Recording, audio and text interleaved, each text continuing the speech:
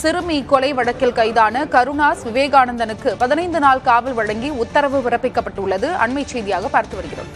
புதுச்சேரி சிறுமி கொலை வழக்கில் கைதான இருவருக்கு 15 நாள் காவல் உத்தரவு நீட்டிக்கப்பட்டுள்ளது.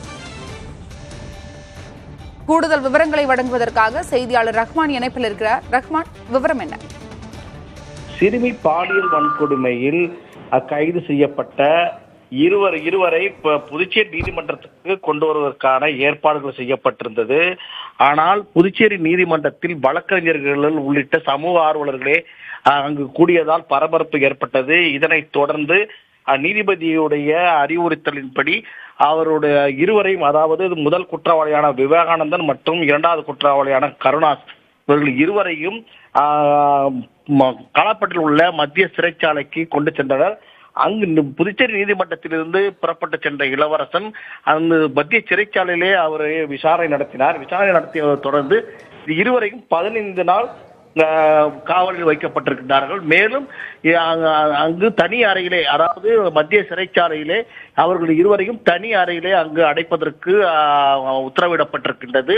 மேலும் அங்கு மத்திய சிறைச்சாலையில் அவர்கள் அடைக்கப்படும் பட்சத்தில் பிற கைதிகளால் தாக்குதலுக்கு உள்ளாவதற்கான வாய்ப்பும் அதிகமாக இருக்கின்ற காரணத்தினால் அந்த பகுதியிலே இந்த இருவருக்கும் உரிய பாதுகாப்பு வழங்கப்பட்டிருக்கின்றது.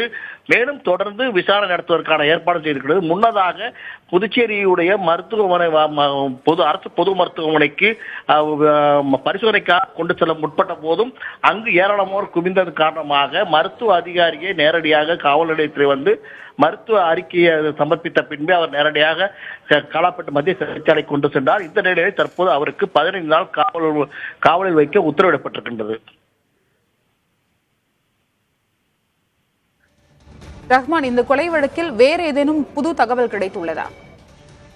இந்த வழக்கை பொறுத்தவரை, அதாவது இந்த இருவர் மட்டுமே தற்போது இந்த கொலை சம்பவத்தில் ஈடுபட்டிருப்பதாக தெரிய வந்திருக்கின்றது. இருந்த போதிலும் இதில் வேறு யாரேனும் சந்தேகம் ஈடுபட்டிருப்பார்கள் என்ற கோணத்திலே IPS அதிகாரி கலைவாணன் தலைமையிலே சிறப்பு புலனாய்வு தொடங்கப்பட்டு அவர்கள் தலைமையில் நேற்று மாலை முதல் விசாரணை என்பது தனி வலயத்திலே அது சென்று கொண்டிருக்கின்றது.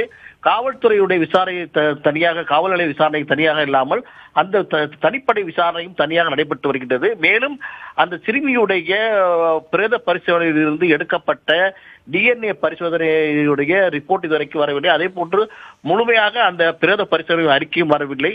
மேலும் பல்வேறு அந்த தடயங்களை சேகரித்திருக்கின்றார்கள். இந்த தடயங்களை கொண்டும் DNA ரிப்போர்ட் உள்ளிட்டவைகளை கொண்டும் இந்த சிறுமிக்கு வேறு யாரையானும் பாலியல் தொல்லை கொடுத்திருக்கின்றார்களா என்பது தெரிய வரும். ஆகவே அதற்கான இந்த தனிப்படையானது தொடர்ந்து அந்த விசாரணையை முடுக்கிவிட்டிருக்கிறார்கள். மேலும் அந்த பகுதியிலே இந்த இருவரோடு வேறு யாரேனும் வேறு எந்த விதமான குற்ற சம்பவங்களில் ஈடுபட்டார்களா? ஏனென்றால் இந்த இருவரும் ஒரே பகுதியைச் சேர்ந்தவர்கள், ஒரே தெருவைச் சேர்ந்தவர்களாக இருந்திருக்கின்றார்கள். ஆகவே இதற்கு முன்பாக இவர்களுக்கு ஏதேனும் வேறு குற்றச்சம்பவங்களில் இவர் ஈடுபட்டிருப்பார்கள் என்ற கோணத்திலும் போலீசார் விசாரணையை முடுக்கிவிட்டிருக்கின்றார்கள். அந்த வகையிலே தற்போது 15 நாள் நீதிமன்ற காவலில் வைக்கப்பட்டிருக்கின்றார். மேலும் துணைநிலை ஆளுநர் தமிழிசை சவுந்தரராஜன் குறிப்பு போன்று உடனடியாக விரைவு சிறப்பு நீதிமன்றம் அமைக்கப்பட்டு விசாரணை நடத்தப்படும் என்று தெரிவித்திருக்கின்றார்கள். அந்த வகையிலே புதுச்சேரி அரசு உள்துறையானது ஒரு உத்தரவை பிறப்பித்திருக்கின்றது. இந்த இருவர் மீது உடனடியாக சார்ஜ் ஷீட் என்று சொல்லக்கூடிய குற்றப்பத்திரிகையானது தாக்கல் செய்யப்பட வேண்டும். ஏனென்றால் புதுச்சேரி நீதிமன்றத்திலே இந்த பாலியல் குற்றத்திற்கான தனி நீதிமன்றம் இங்கு இருக்கின்றது.